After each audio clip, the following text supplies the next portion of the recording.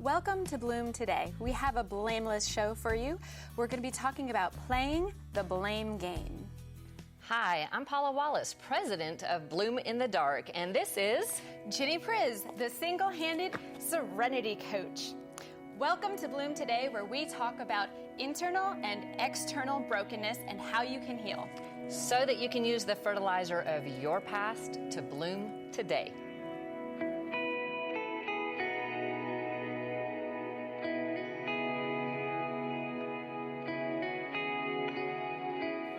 Hey everybody, today we are talking about playing the blame game, which means, Ginny, it must be your fault.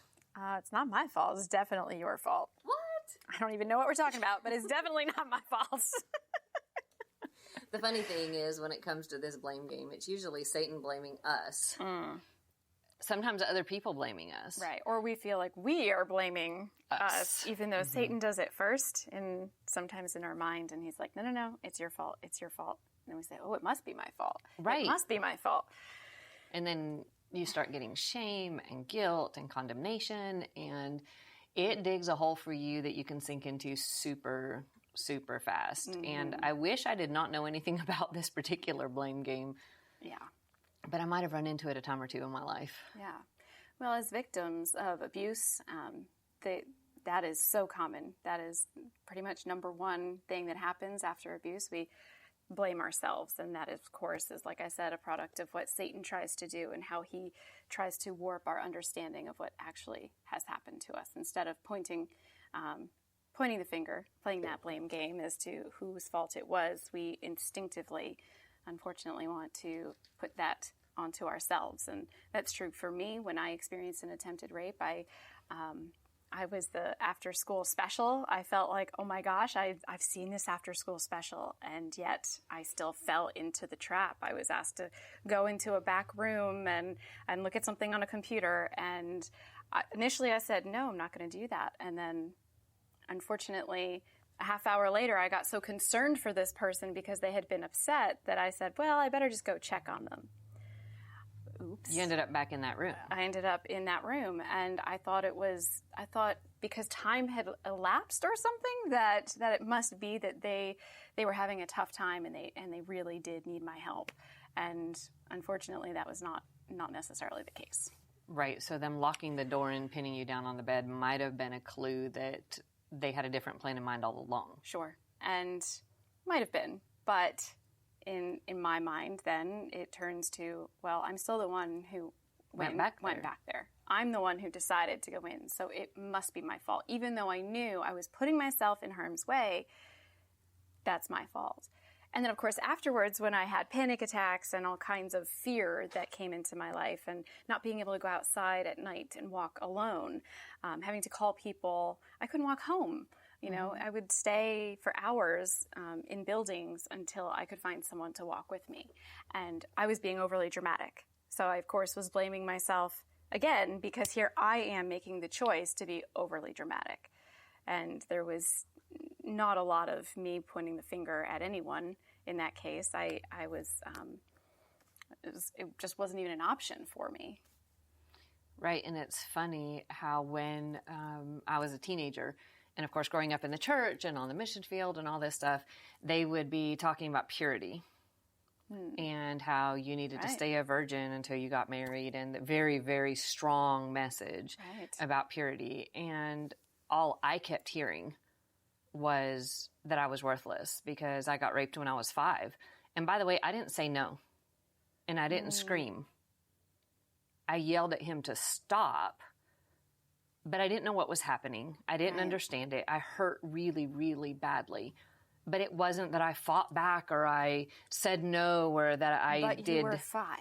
Right, but that's the fact. The lie doesn't matter. Satan doesn't care what age you were when he blames you.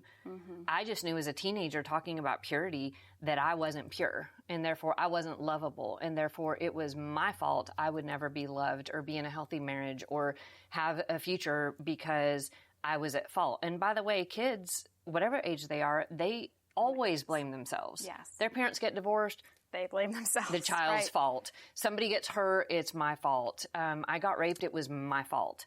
I didn't blame other people. I blamed myself because somehow or another I shouldn't have been where I was, or what had I done to attract their attention to me? Why would they have done that to me? It must have been something wrong with me. No, it was my fault. Absolutely not. But that is what the enemy wants us to believe, but that's the enemy speaking to us. And that's certainly not what God is saying to us. In no way is he condemning us for being the victim in these places. But what if you dressed a certain way?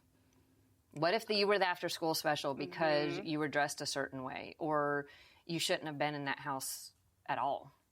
But I was not the perpetrator in that case. You were still the victim. And that's where, when we're in a healthy, sane place, we can see the lies. Right. The evil is being done by somebody choosing to do evil.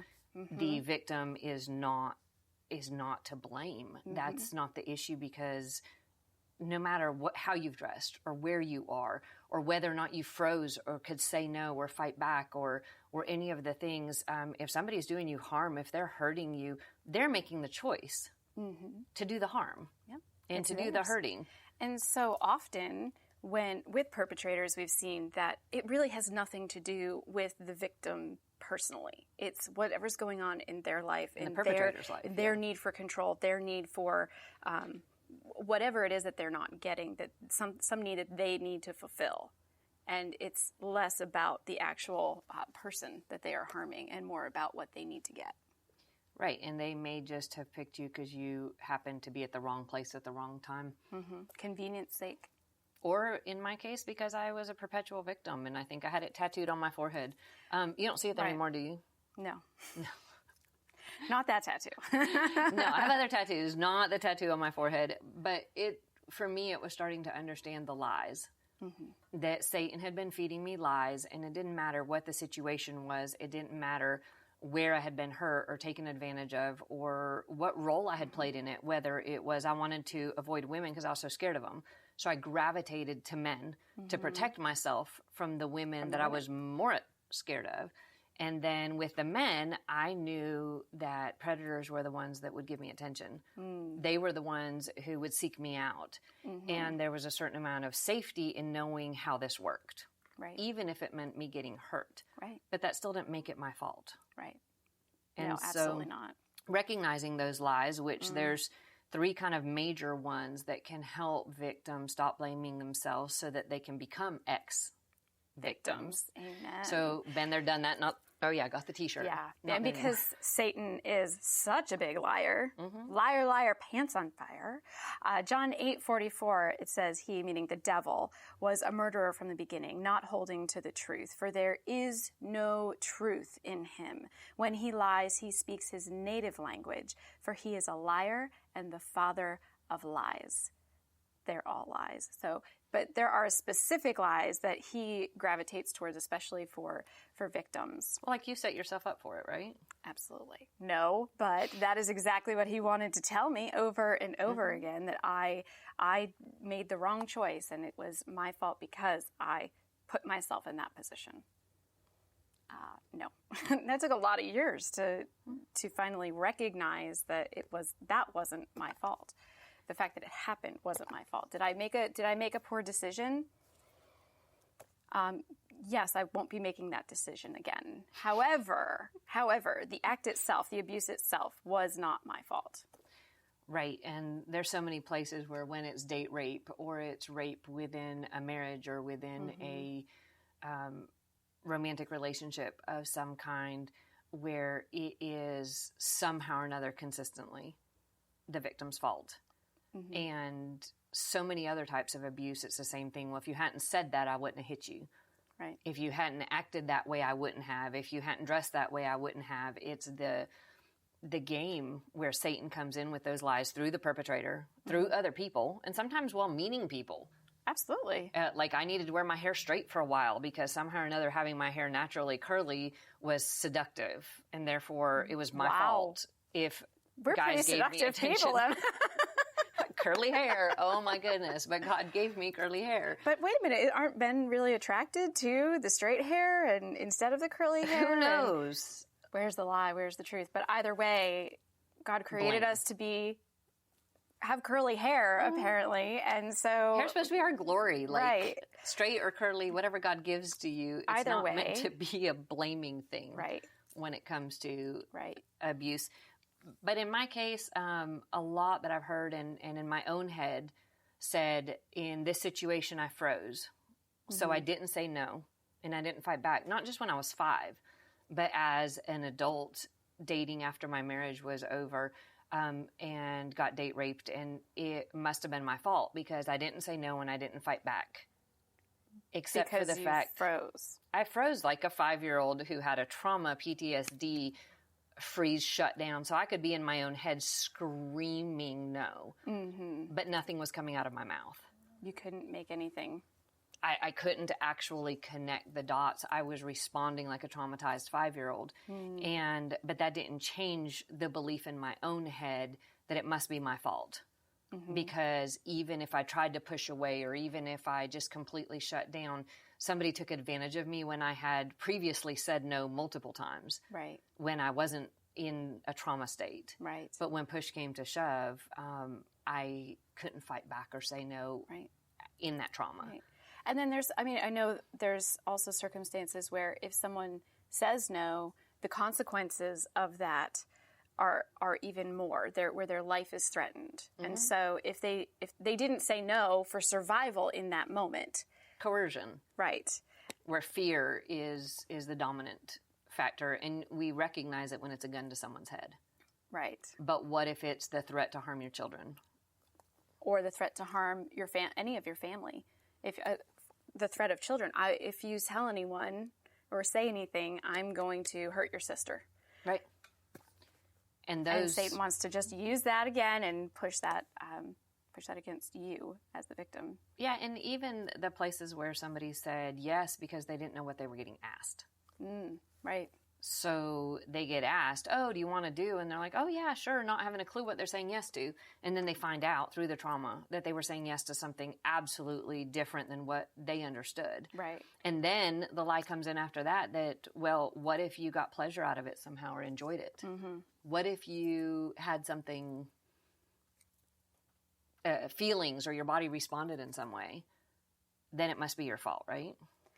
Oh, you mean if your body just decides to work the way it's supposed to, and, reflex and reflexively, so in sexual abuse, if you are in a place now, I've worked with, I have not had a personal experience with this, but I have worked with women who have said my body betrayed me, right? In that their body response was a pleasure response, but in their mind and their emotions, this is not how they want to respond to this. So then they blame themselves for having having a response that their body is hardwired to have. Right.